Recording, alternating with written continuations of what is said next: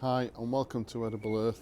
So our journey continues as we try and grow as much of our own produce as we possibly can to help us with this cost of living crisis. But today is a very cold morning. I'll show you that in a minute. So glad that we got the heater fixed. That was quite inspired, I think, but it does come from a lot of years of experience of losing plants during this April time. As I said, it's very dangerous because at the start of April we have some really good weather and you do get into a false sense of security. So we'll have a look what's going on now. The job for today really is to plan out some form of compost heap and how we're going to do that.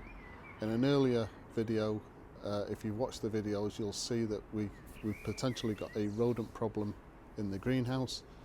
So I'm really concerned that if we do start a compost bin, that doesn't get inhabited by rodents or rats, because obviously it can be very dangerous. Okay, so I wanted to show you this. This is why it is so dangerous to grow especially delicate plants in the northern hemisphere in April. That's a greenhouse with all frost on the outside.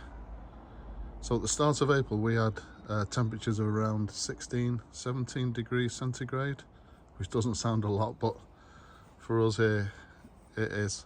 And I've mentioned in previous videos how cautious I am about thinking that all the frost is finished with, and this just shows how being cautious is the right thing to do. And luckily yesterday, which was amazing, the replacement wick came for the greenhouse heater, and I put that on last night and it's worked an absolute treat. So I can feel the difference in, it's not a lot of difference in temperature, maybe 4 or 5 degrees difference, but that has meant that the basil is fine and everything else is fine. So it's a cautionary tale.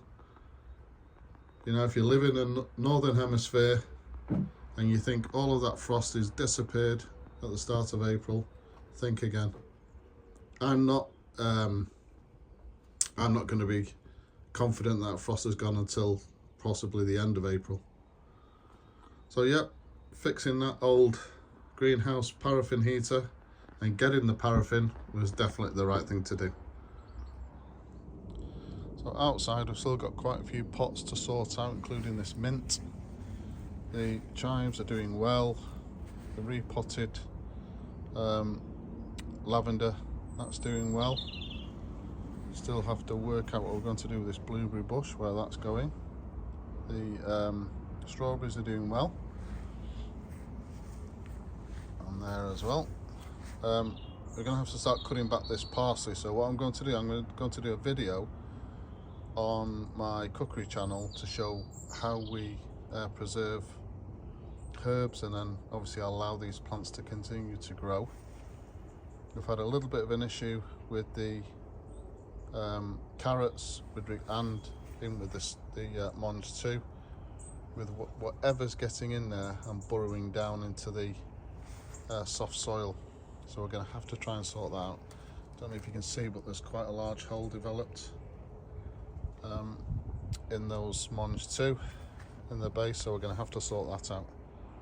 As far as the compost bin goes, I think we're going to probably put it next to these Monge too, but of course this is a run probably for the rodent that took up residence in the greenhouse.